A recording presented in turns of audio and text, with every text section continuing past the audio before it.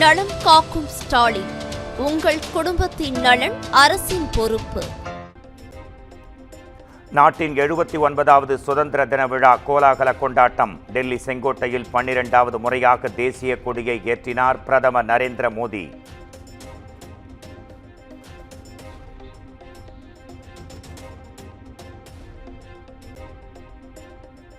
$140 கோடி மக்கள் தொகை கொண்ட நாடு முப்படைகளுக்கும் தலை வணங்குகிறது. ஆபரேஷன் சிந்தூரை முன்னெடுத்த முப்படைகளின் வீரர்களுக்கும் சல்யூட் என பிரதமர் பெருமிதம்.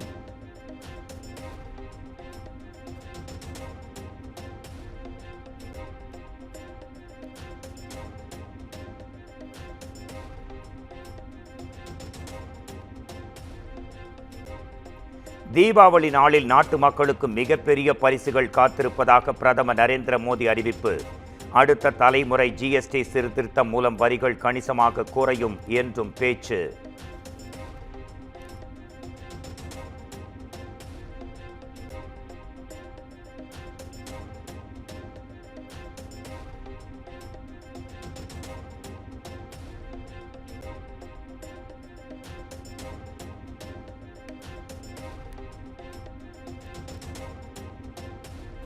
$1,00,000 கோடி செலவில் புதிய வேலைவாய்ப்பு திட்டத்தை அறிவித்தார் பிரதமர் நரேந்திர மோடி. 3.5 கோடி இளைஞர்கள் பலனடைவார்கள் என்றும் சுதந்திர தின உரையில் பேச்சு.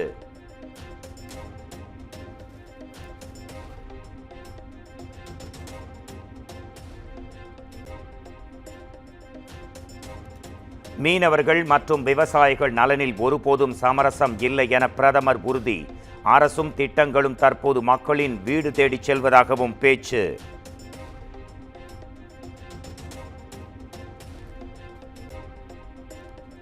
விவசாயம் முதல் தகவல் தொழில்நுட்பம் வரை அனைத்து துறைகளிலும் இந்தியா ஆட்சி செய்ய வேண்டும். இந்திய இளைஞர்கள் சொந்தமாக சமூக ஊடகங்களை உருவாக்க வேண்டும் என பிரதமர் வேண்டுகோள்.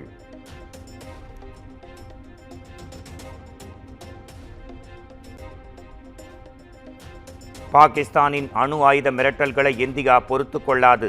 ஆபரேஷன் சிந்தூர் இந்தியாவின் புதிய இயல்பை பிரதிபலிப்பதாக பிரதமர் நரேந்திர மோடி உறுதி.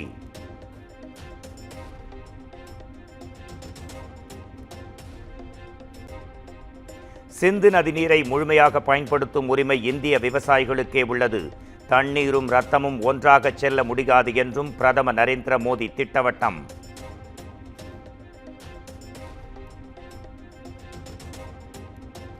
அணுசக்தி துறையில் சீர்திருத்தங்களை மேற்கொண்டு உற்பத்தியை அதிகரிக்க தீவிரம். தனியாரும் பங்கேற்க கதவுகள் திறந்திருப்பதாக பிரதமர் நரேந்திர மோடி அழைப்பு.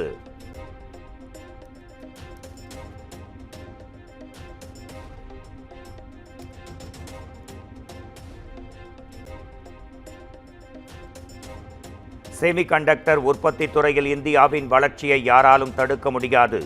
இந்த ஆண்டு இறுதிக்குள் செமிகண்டக்டர் சிப்புகள் சந்தைக்கு வரும் என பிரதமர் உறுதி.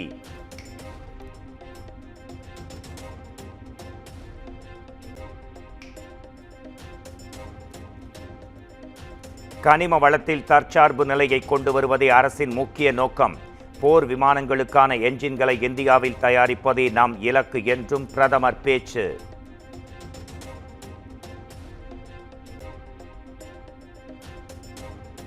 சுதந்திர தின உரையில் RSS இயக்கத்தை புகழ்ந்து பேசிய பிரதமர் நரேந்திர மோடி உலகின் மிகப்பெரிய அரசு சாரா நிறுவனமாக RSS திகழ்வதாகவும் பேச்சு.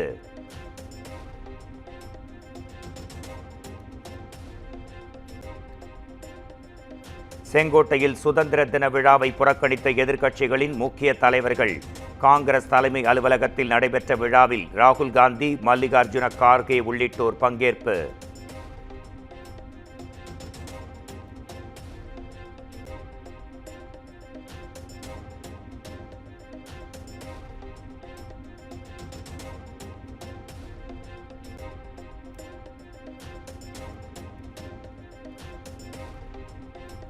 சென்னை செயின்ட் ஜார்ஜ் கோட்டையில் தேசிய கொடியை ஏற்றினார் முதலமைச்சர் மு.க. ஸ்டாலின்.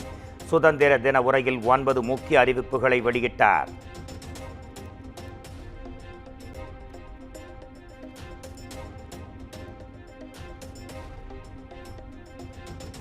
கல்வி, மருத்துவம் போன்ற துறைகளில் மாநில அரசுகளின் உரிமைகள் பறிப்பு. சட்ட நடவடிக்கைகள் மூலம் மீட்போம் என சுதந்திர தின உரையில் முதலமைச்சர் உறுதி.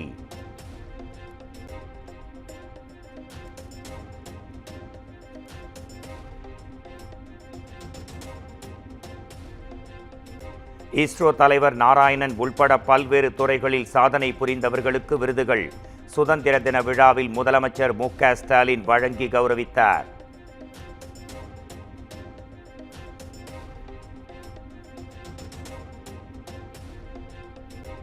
தூய்மை பணியாளர்களின் போராட்டத்தை திமுக அரசு நரித்தந்திரத்தால் முடக்கியதாக அதிமுக கடும் விமர்சனம். போராட்டத்திற்கு எதிராக வழக்கு தொடர்ந்தவர் திமுக நிர்வாகி என்றும் குற்றச்சாட்டு.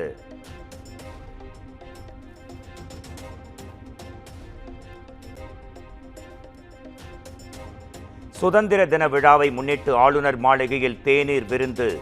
திமுக மற்றும் கூட்டணி கட்சிகள் புறக்கணித்த நிலையில் திமுக பாஜக தலைவர்கள் பங்கேற்பு.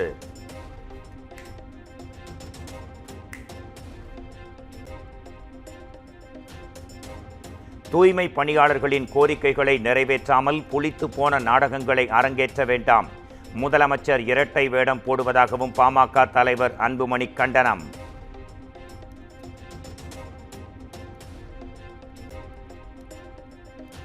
மதுரையில் முழுவீச்சில் நடைபெறும் தமிழக வெற்றி கழக மாநில மாநாட்டுப் பணிகள். மக்கள் விரும்பும் முதல்வர் வேட்பாளர் என்ற ஸ்டிக்கருடன் தயார் நிலையில் தண்ணீர் பாட்டில்கள்.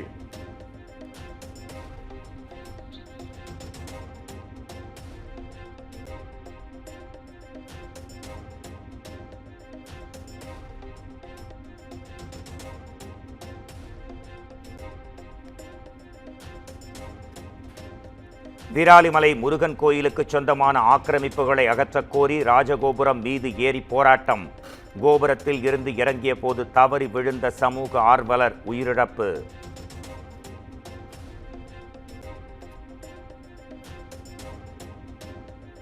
விடுமுறை நாளில் திருச்செந்தூர் முருகன் திருக்கோயிலில் அடை கடலென திரண்ட பக்தர்கள் கூட்டம்.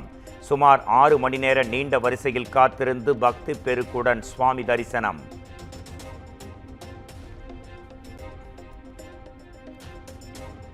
திருவண்ணாமலை மாவட்டம் ஆரணி அருகே காதல் திருமணம் செய்த பெண் 8 மாதத்தில் தற்கொலை. பெண்ணின் மரணத்தில் சந்தேகம் இருப்பதாக கூறி உறவினர்கள் சாலை மறியல்.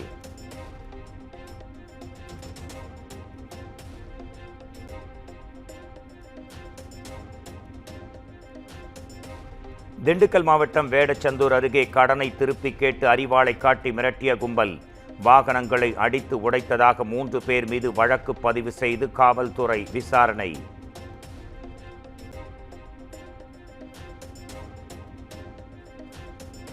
ராமேஸ்வரத்தில் நடுக்கடலில் நடைபெற்ற சுதந்திர தின விழா கொண்டாட்டம். இந்திய கடலோர காவல்படை வீரர்கள் தேசிய கொடியுடன் படகில் சென்று ஆரவாரம்.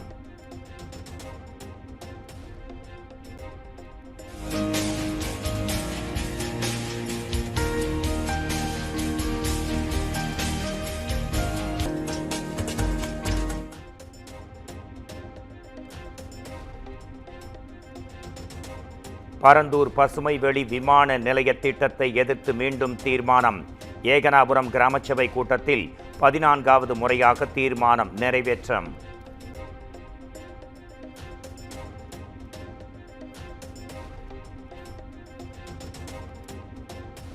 தேசிய கொடியை நெஞ்சில் குத்தியபடி ராமேஸ்வரம் மீனவர்கள் உண்ணாவிரத போராட்டம்.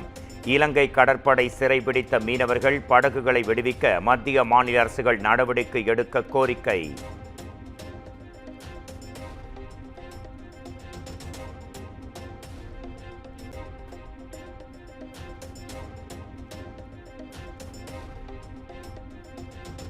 ராமநாதபுரம் அருகே சுதந்திர தின விழாவிற்கு கருப்பு சட்டை அணிந்து வந்த பள்ளி தலைமை ஆசிரியர்.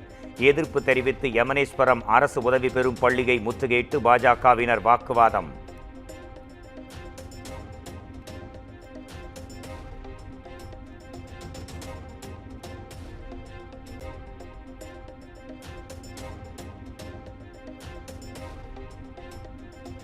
திருப்பூர் அருகே பட்டா வழங்க கோரி கிராம சபை கூட்டத்தை முற்றுகையிட்டு பொதுமக்கள் கடும் வாக்குவாதம்.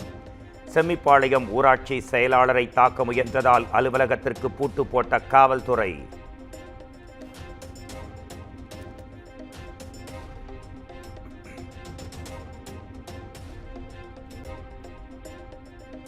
தொடர் மழையால் குற்றாலத்தில் அனைத்து அருவிகளிலும் வெள்ளப்பெருக்கு.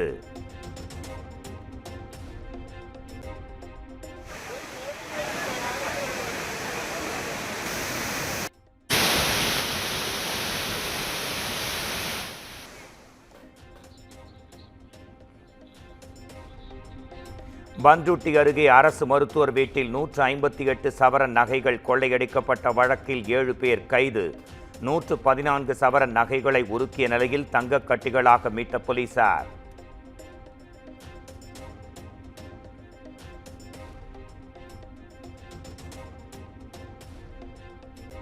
திருப்பூர் அருகே சுவாமி சிலையை உடைத்தவர்களை கைது செய்ய கோரி கிராம மக்கள் மறியல். சம்பவ இடத்திற்கு வந்த உடுமலை எஸ்பியை முற்றுகையிட்டு வாக்குவாதம்.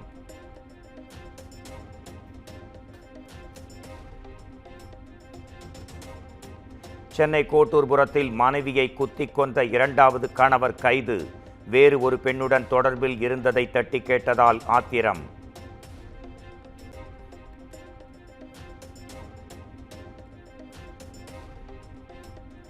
ஆந்திராவிலும் மகளிருக்கு கட்டணமில்லா பேருந்து சேவை தொடக்கம். திட்டத்தை தொடங்கி வைத்து பெண்களுடன் சேர்ந்து பயணம் செய்த முதலமைச்சர் சந்திரபாபு நாயுடு.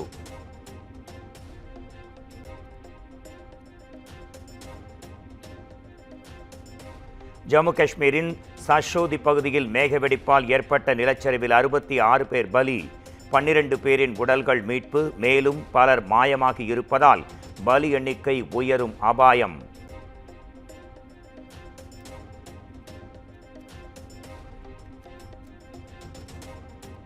உலகமே உற்றுநோக்கும் அமெரிக்க அதிபர் டொனால்ட் ட்ரம்ப் ரஷ்ய அதிபர் விளாடிமிர் புட்டின் சந்திப்பு. ரஷ்யா யுக்ரைன் போர் முடிவுக்கு வருமா என்று பெரும் எதிர்பார்ப்பு.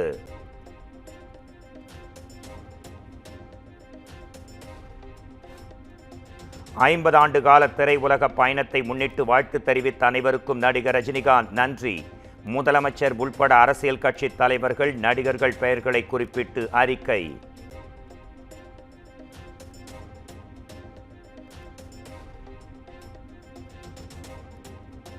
நடிகை கஸ்தூரி நயினார் நாகேந்திரன் முன்னிலையில் பாஜகவில் இணைந்தார். கஸ்தூரியின் அரசியல் பயணம் பாஜகவில் இருந்து தொடங்கியுள்ளது மகிழ்ச்சி என நயினார் நாகேந்திரன் கருத்து.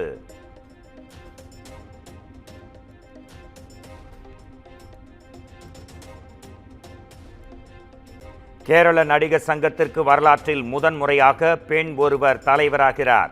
பல்வேறு பிரச்சனைகளை தாண்டி நடைபெற்ற தேர்தலில் நடிகை ஸ்வேதா மேனன் வெற்றி.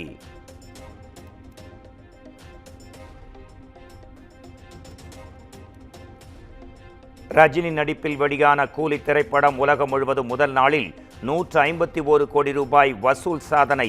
தமிழ் படங்களில் முதல் நாள் வசூலில் முதலிடம் பிடித்ததாகவும் படக்குழு அதிகாரப்பூர்வ அறிவிப்பு.